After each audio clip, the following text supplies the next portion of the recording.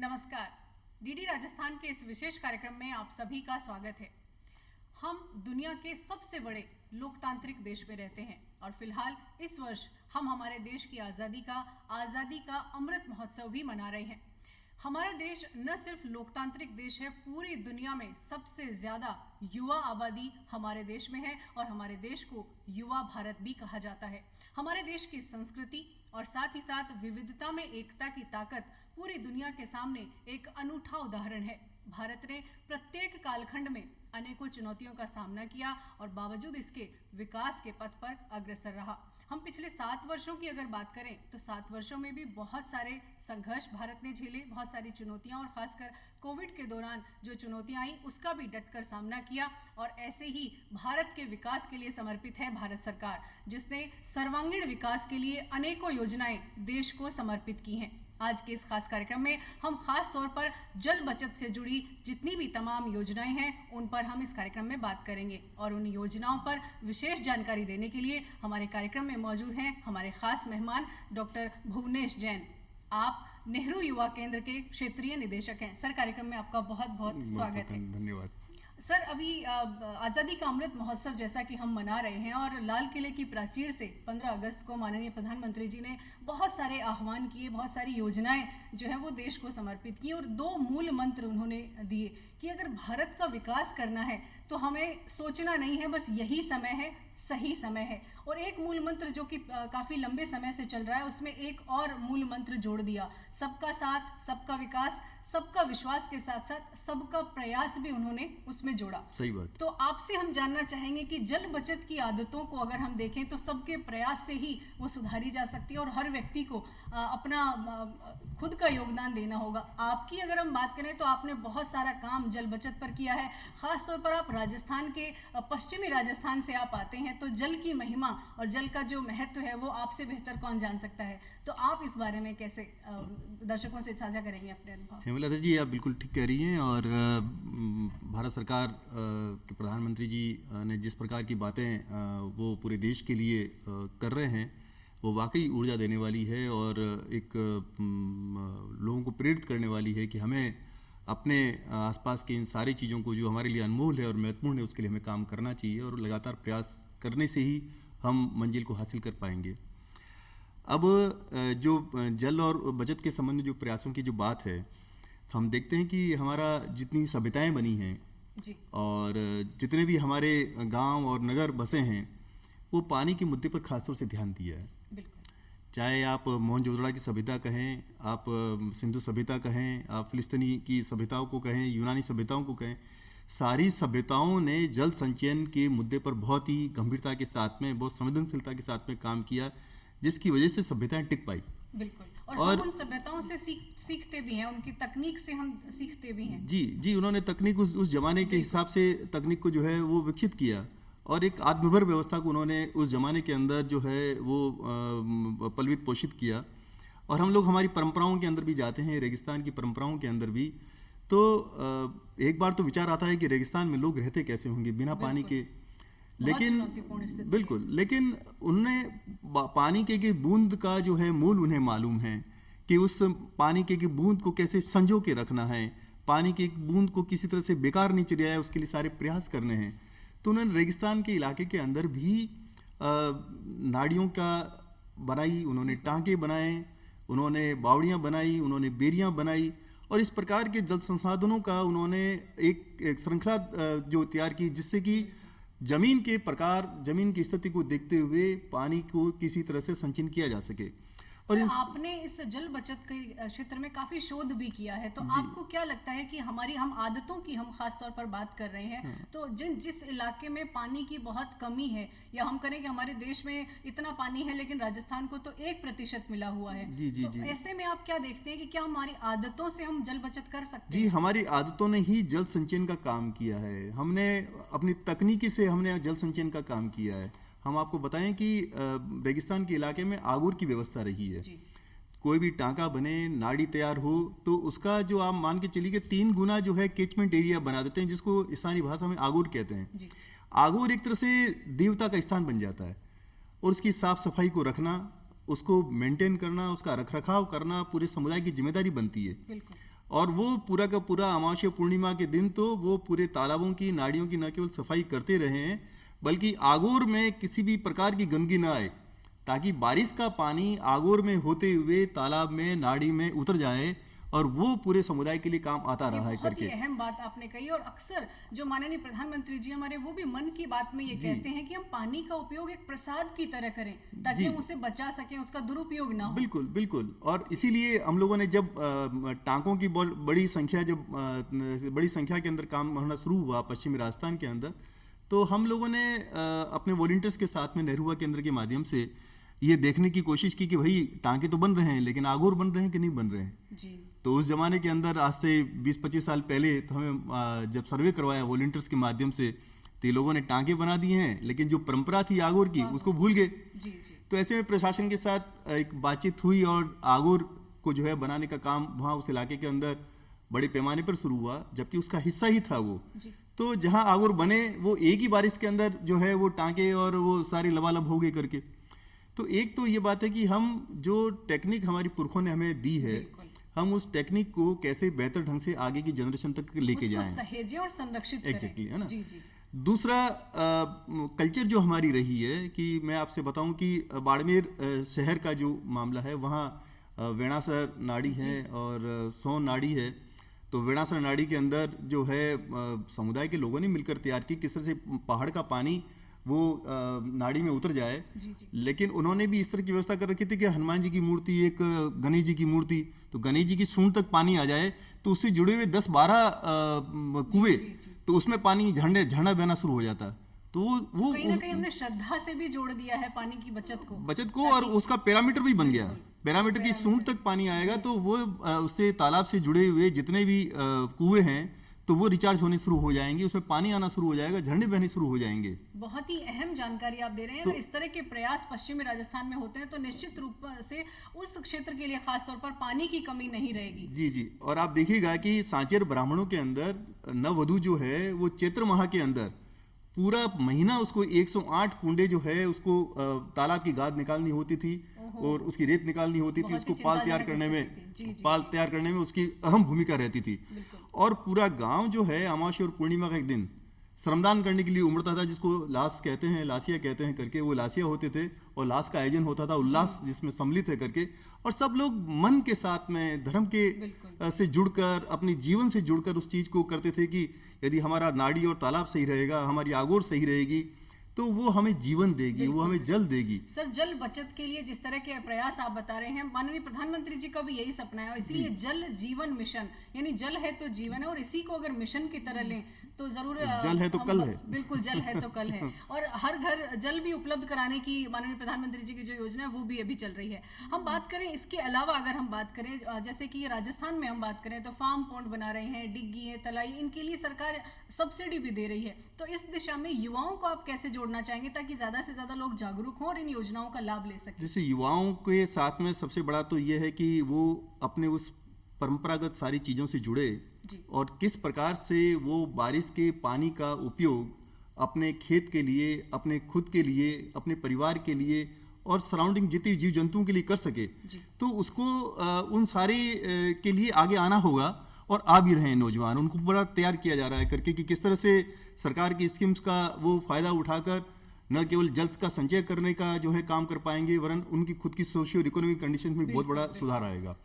अब आप देखिएगा कि जो जल मिशन है, उस मिशन में यदि आज हर घर जो है नल पहुंचाने की बात है और पहुंचाया जा रहा है, जो घर घर के अंदर नल की बात 2 साल में 4 करोड़ लोगों तक नल का कनेक्शन और 2024 तक तो सब जगह पहुंचाने का जो लक्ष्य जो तय किया गया है, बहुत ही देश को क्रांतिकारी काम होने जा रहा है।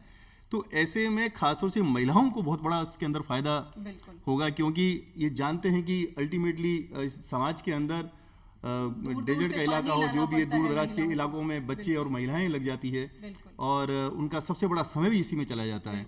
एक रिपोर्ट के अनुसार तो 45% महिलाएं आज भी जो है पानी लाने में अपना समय लगाती है।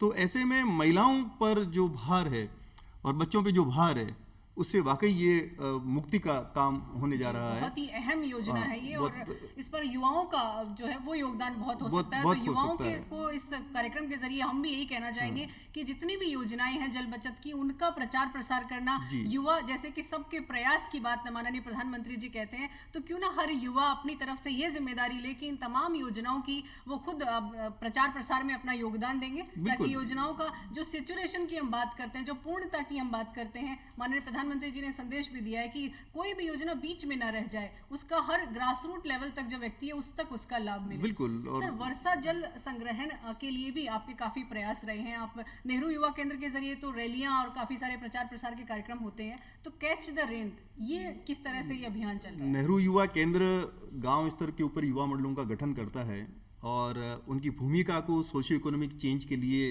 तैयार करता है, उनकी भूमिका उस प्रभावी बन जाए। तो मैं आपसे बताना चाहूँगा कि राजस्थान में जो युवा संगठनों ने काम किया है वो राष्ट्रीय अंतर्राष्ट्रीय स्तर के ऊपर उदाहरण बन गए हैं। बिल्कुल। तरुण भारत संघ के राजेंद्र सिंह जी हैं, तो नेहरू युवा केंद्र के वॉलंटियर हैं और उन्होंने श्रमदान के माध्यम से पानी की महत्ता को समझते हुए आज दुनिया में एक आदर्श प्रस्तुत कर दिया है, दुनिया को एक रास्ता दिखाने का काम कर रहे हैं।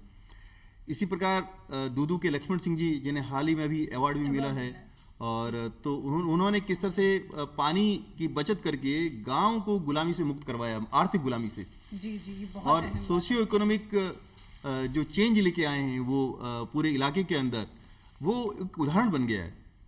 और इसी प्रकार से बंसी जी हरसोली के हैं, उनका जो प्रयास संस्थान है, जो वो भी नेहरू युवा केंद्र से जुड़े हुए रहे हैं और उन्होंने वहीं से अपना प्रशिक्षण प्राप्त किया, और आज वो किस तरह से दलित वर्ग के अंदर पानी के संचयों को लेकर जबरदस्त वो काम कर रहे हैं, और ताकि पानी के मामले में हर घर आत्मनिर्भर बने, हर गांव आत्मनिर्भर बने।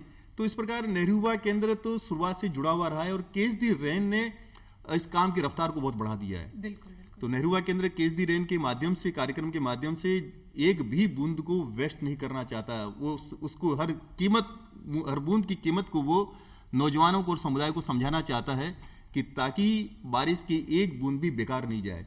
और इसके लिए नेहरू युवा केंद्र के 3.25 लाख वॉलंटियर्स पूरे देश में करीब 32 लाख परिवारों के साथ केस दी रेन के उद्देश्य को लेके जाएंगे, ताकि समुदाय और नौजवान खासतौर से मिलकर गांव में आगोर जैसे मुद्दे, कैचमेंट एरिया है, उसमें किसी प्रकार का ऑब्स्टेकल्स हैं, व्यवधान है, या उसी पे कोई अतिक्रमण हो रहे हैं तो उसको दूर करने का काम करें। वो वाटर हार्वेस्टिंग स्ट्रक्चर के लिए लोगों को तैयार करें। वो जो सतही जल है उसको भी जो है कलेक्ट करने के लिए टांके और दूसरी प्रकार की जितनी भी माध्यम है उसमें उसका उपयोग करें। तो इस प्रकार का पूरा अवेयरनेस का काम भी किया जा रहा है, एडवोकेसी का काम भी किया जा रहा है। इन प्रत्येक जिले में 50-50 गांव जो है नेहरू युवा केंद्र लिए और खासतौर से फोकस करके काम किया जा रहा है। सर, बहुत ही अहम जानकारी आप दे रहे हैं, और अक्सर माननीय प्रधानमंत्री जी ये कहते हैं कि युवा अपनी ऊर्जा, अपनी शक्ति, अपनी कार्य क्षमता और योग्यता को अगर देश के विकास में लगाएंगे तो देश कितनी ऊंचाई तक जा सकता है, ये हम कल्पना भी नहीं कर सकते। सर, अब और माननीय प्रधानमंत्री जी ने जो लाल किले की प्राचीर से 15 अगस्त को जो घोषणाएं की वो भी बहुत अहम है। युवाओं को जोड़ने के लिए एक अहम घोषणा उन्होंने की थी कि पहली बार हमारे हिंदुस्तान में सैनिक स्कूल लड़कियों के लिए खोल दिए गए। तो ये एक अहम है, महिलाओं को कहीं ना कहीं आगे लाने के लिए जो युवा महिलाएं हैं वो भी आगे आए। सर, बहुत सारे ऐसे काम हैं जिसमें महिलाओं, जैसे आपने पानी बचत की बात की, तो महिलाओं पर बहुत भार होता है। तो जो महिलाएं हैं, जो युवा लड़कियां हैं, क्या उनका भी योगदान नेहरू युवा केंद्र के माध्यम से जागरूकता में सुनिश्चित होता है? नेहरू युवा केंद्र में तो जेंडर के मुद्दे पर खासतौर से ध्यान रखा जाता है, उसकी सेंसिटिविटी पर भी पूरी बात की जाती है और दोनों मिलकर काम करते हैं गांव के अंदर।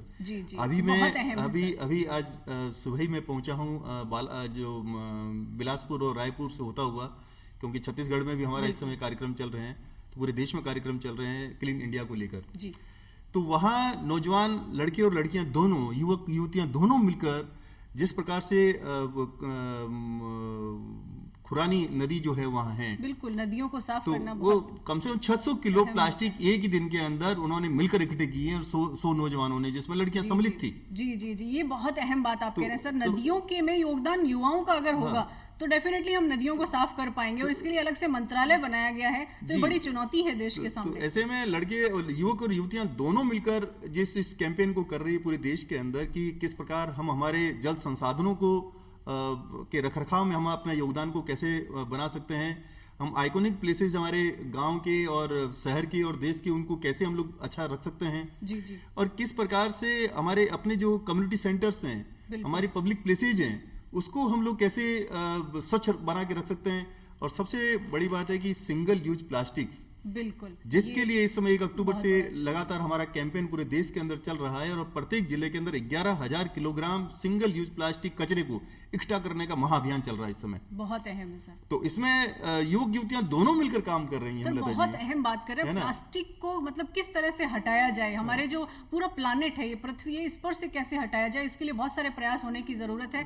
पर्यावरण को बहुत नुकसान हो रहा है सर, तो पर्यावरण जागरूकता के लिए भी आपकी तरफ से किस तरह की जागरूकता अभियान या रैलियां कुछ चल रही है? ये तो पूरा कैच दी रेन का हमारा पार्ट है कि हम लोग किस तरह से रैलियों के माध्यम से, क्विज कंपटीशन के माध्यम से, पोस्टर मेकिंग के माध्यम से, अलग अलग विधाओं के माध्यम से, नुक्कड़ नाटक के माध्यम से, कल्चरल प्रोग्राम के माध्यम से अवेयरनेस लाने के साथ साथ एक्शन ओरिएंटेड काम भी कर रहे हैं साथ साथ। बिल्कुल सर। अब आप देखिएगा कि यदि हमारे तालाब और हमारी नदियां यदि प्रदूषित होगी तो क्या पूरी दुनिया के अंदर बुरा हाल हो रहा है कि 10 मिलियन टन जो है प्लास्टिक का कचरा जो है वो हमारे महासागरों में मिल रहा है। बिल्कुल सर। 1 वर्ग मील जो है औसतन 1 वर्ग मील के अंदर 46,000 प्लास्टिक के टुकड़े मिल रहे हैं। ओहो, बहुत तो चुनौतीपूर्ण और महासागरों में 500 जोन जो है डेड हो गए हैं। जी जी। और और माननीय प्रधानमंत्री जी तो कहते हैं कि हम तो समुद्र में जो हमारी संपदा है उसको भी हम देश के विकास में यूज करें, देश का विकास हो, उससे उसका भी संवर्धन। तो वो तब होगा बिल्कुल। तो उनका जो कंसर्न है कि हमारी नदियां हमारी साफ हो, हमारे महासागर हमारे साफ हो। बिल्कुल। और जब तक वो क्लीन नहीं होंगे तब तक उन संपदाओं का सही उपयोग नहीं हो पाएगा। बिल्कुल, एक्वा कल्चर को बढ़ाने और की बात, कितने न जाने कितनी प्रजातियां हमारी लापरवाही से, हमारी लालच से, हमारी जो बेवकूफी से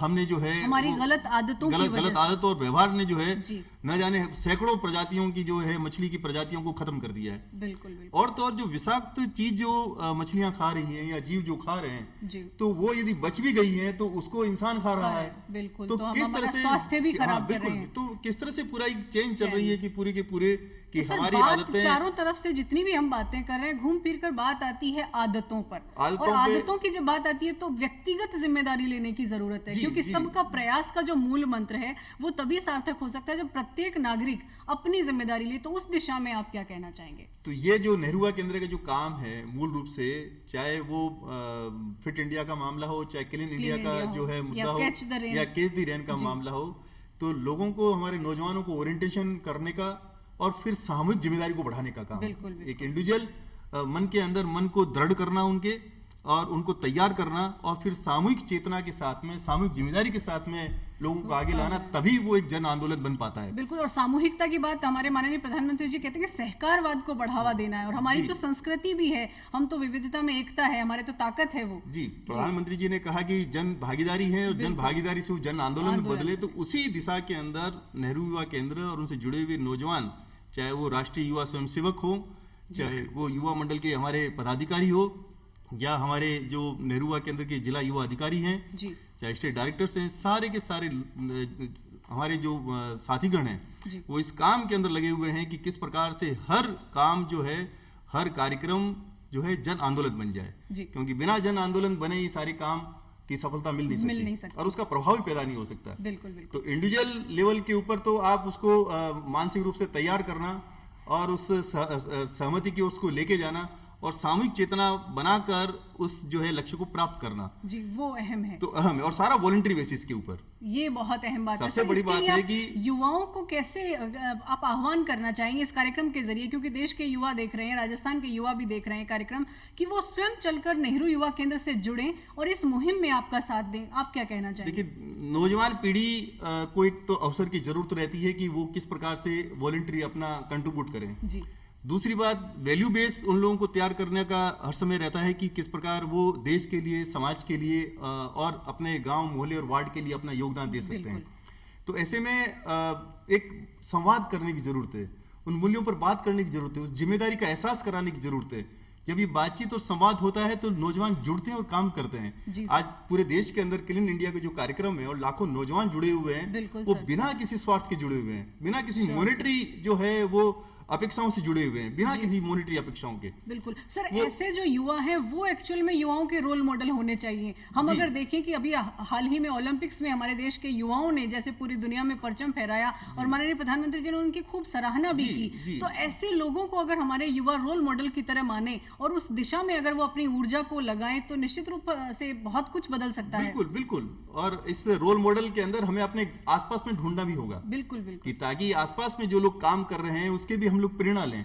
जैसे मैंने राजस्थान में बताया कि जो नेहरू आगे से जुड़े हुए 3 साथी आज राष्ट्रीय अंतर्राष्ट्रीय स्तर के ऊपर लोगों को प्रेरित कर रहे हैं, पूरी दुनिया के अंदर एक मूवमेंट खड़ा करने का काम कर रहे हैं। बिल्कुल। और सर, जल बचत की जब हम बात कर रहे हैं तो हमारे राजस्थान के ही जो जल शक्ति मंत्रालय स्पेशली बनाया गया, हमारे राजस्थान के ही गजेंद्र सिंह जी जिन्हें केंद्रीय जल मंत्री भी हैं, उन्हें जिम्मेदारी सौंपी गई। तो यानी जो व्यक्ति जिस जगह की महत्ता को समझते हैं उन्हें वो जिम्मेदारी दी गई। तो हमारे यहाँ तो रोल मॉडल बहुत सारे हैं। बिल्कुल बिल्कुल, और उन्होंने इस तरफ प्रयास किए हैं और नेहरू केंद्र को जोड़कर इस मूवमेंट को आगे बढ़ाने का काम हो रहा है करके। बिल्कुल तो बिल्कुल। ऐसे में हमें पूरा भरोसा है कि जिस तरह के काम चल रहे हैं इस समय, वो नौजवानों को भी ताकत देगा और हमारे देश को और मजबूत करेगा। जी। क्योंकि इसी से जो श्रेष्ठ भारत बनाने का जो कल्पना है वो इसी से श्रेष्ठ भारत बनेगा। और जो सिद्धियां प्राप्त करने की बात की जा रही है वो सिद्धियां भी इसी तरह से प्राप्त होगी। बिल्कुल, संकल्प से सिद्धि तभी हो सकती है जब युवा देश के तो युवाओं के संकल्प से सिद्धि बनेगी। बिल्कुल बिल्कुल। तो युवा जब आएंगे आगे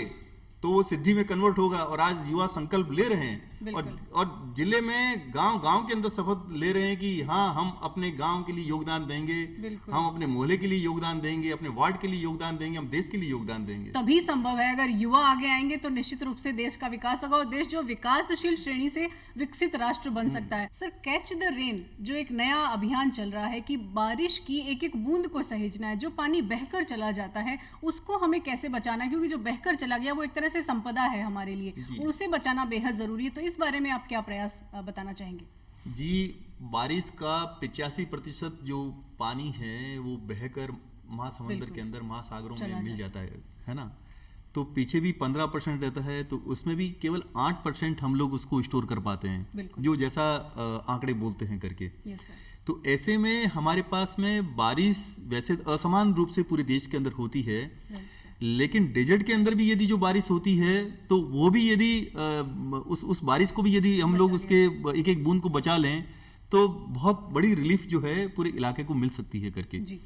तो ऐसे में एक बहुत बड़ा जो हमारा अनमोल धन है, तो उसको बचाने के लिए सबसे हमें जतन करने की जरूरत है कि हमारा घर यदि है और छत का पानी बेकार चला जाता है तो छत के पानी को हम लोग कैसे स्टोर करें। यदि हम लोग सोसाइटी में रह रहे हैं या कोई कंपाउंड इलाके के अंदर रह रहे हैं तो उसमें किस तरह से पानी हम लोग रिचार्ज, जो हमारी जो है कुओं को, हमारे बोरवेल को कैसे रिचार्ज हो जाए। टांके बनाते हैं, जिस तरह से टांके बना के संरक्षण करते हैं, तो उस तरह से शहरों के लिए अगर हम बात करें तो वाटर हार्वेस्टिंग को किस तरीके से बढ़ावा मिल सकता है, क्या किया जाए इसके लिए? वाटर हार्वेस्टिंग तो एक अनिवार्य, जो घर बना रहा है या जिसका घर है उसको अनिवार्य कर देना चाहिए कि मेरे को अपने घर को जो है बिल्कुल ही वाटर हार्वेस्टिंग स्ट्रक्चर मुझे बनाना ही बनाना है। यदि हम ये बनाते हैं तो हम एक अपने लाइफ को जस्टिफाई कर पाते हैं और हम एक अच्छे सिटीजन का रोल निभा पाते हैं कि हमने पानी की एक एक बूंद को बचाने के लिए वाटर हार्वेस्टिंग स्ट्रक्चर खड़ा किया है। और दूसरा, सतही जल को भी यदि हम लोग टांकी के अंदर लेते हैं तो कम से कम ये कि पानी का जो बारिश का जो पानी है वो डेजर्ट के इलाके के अंदर तो उसी के ऊपर पूरा जीवन रहा है। तो ऐसे में उसको बचाने का काम, पानी की बूंद बूंद को बचाने का काम हो सकता है करके। लेकिन इन सबसे भी बड़ी बात है कि जहां पानी पूरे गांव में बह के जा रहा है तो कैसे चेक डैम्स बनाने हैं, किस तरह से उपयोग हो सके। बिल्कुल, तो उसी से पानी को रोक के आप उसका बहुत बेहतरीन तरीके से गांव में सोशियो इकोनॉमिक चेंज लाने का काम कर सकते हैं आप। तो इसके साथ साथ कि जो पानी का व्यवधान, पानी के बहाव में जो व्यवधान आ जाता है, तो उस व्यवधान को हम लोग कैसे जो है उसकी व्यवधान को मिटाएं। जो साफ सफाई वाला जो एक एरिया है, क्योंकि पानी आता है उस दौरान साफ सफाई होती है तो वो पानी बहकर चला जाता है और उस पानी का हम बचत नहीं कर पाते हैं। और शहरों में ये समस्या बहुत ज्यादा होती है। तो दोनों काम पैरेलल चलें, पानी की बचत भी करनी है और सफाई जो है वो प्राथमिकता। तो ऐसे इसीलिए तो हमारी परंपराएं रही है कि हम जेठ के महीने के अंदर बारिश से पहले ही हम साफ सफाई का काम करते रहें, श्रमदान का काम करते रहें। तो ऐसे में हर व्यक्ति को, हर परिवार को जागरूक होने की जरूरत है, हर मोहल्ले को, हर गांव वासी को जागरूक होने की जरूरत है कि कैसे पानी की एक एक बूंद को बचाया जाए।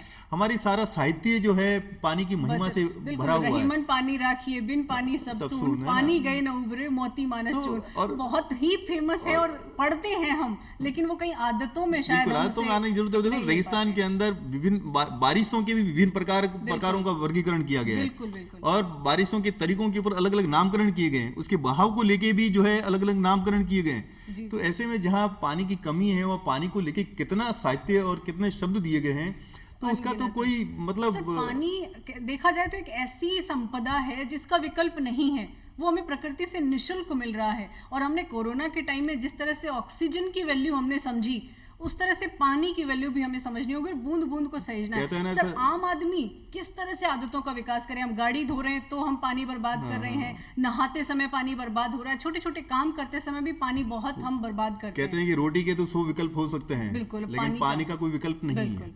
तो ऐसे में जब ये मान के चलते हैं और ये सच बात भी है कि जीवन जीने के लिए पानी जरूरी है, हमारी सोशियो इकोनॉमिक कंडीशन को बेहतर बनाने के लिए पानी की जरूरत है, जिंदगी को बेहतर बनाने के लिए, परिवार को अच्छा बनाने के लिए पानी की जरूरत है। तो ऐसे में पानी का दुरुपयोग करना और हमारी आवश्यकता से अधिक उसको खर्च करना ये एक अपराध की तरह है। बिल्कुल।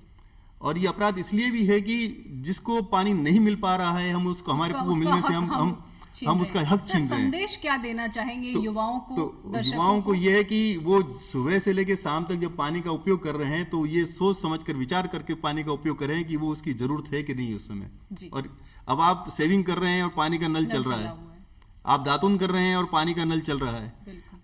हम हमारे जमाने के अंदर हमें जिन कठिनाइयों के अंदर हम पानी की कठिनाइयों के अंदर बढ़े हुए हैं, तो एक बाल्टी पानी का उपयोग करना बहुत बड़ी बात मानी जाती है। बिल्कुल। तो ऐसे में कम से कम हम लोग अपने आप को कैसे सीमित करें कि हम कम से कम पानी का उपयोग करके हम अपना बिल्कुल सर दैनिक क्रिया जो है उसको जो है पूरा कर सकें। बस वही बात है सर, आदतें तो वही पुरानी है, बस उन्हें याद दिलाने की जरूरत है, उन्हें आदत में शामिल करने की जरूरत है। सर बहुत ही अहम जानकारियां आपने आज दर्शकों के साथ साझा की, आपका बहुत बहुत धन्यवाद। आपका कार्यक्रम में आपने समय दिया, बहुत बहुत धन्यवाद आपका भी। तो आपने देखा किस तरीके से भारत सरकार देश के विकास के लिए समर्पित है। बहुत सारी योजनाएं भारत सरकार देश के सर्वांगीण विकास के लिए लेकर आई है, लेकिन योजनाओं की सार्थकता तभी है जब प्रत्येक व्यक्ति अपनी जिम्मेदारी समझे और सबका प्रयास उसमें शामिल हो, तभी देश प्रगति कर सकता है। आज के कार्यक्रम में बस इतना ही। फिलहाल हमें इजाजत दीजिए। नमस्कार।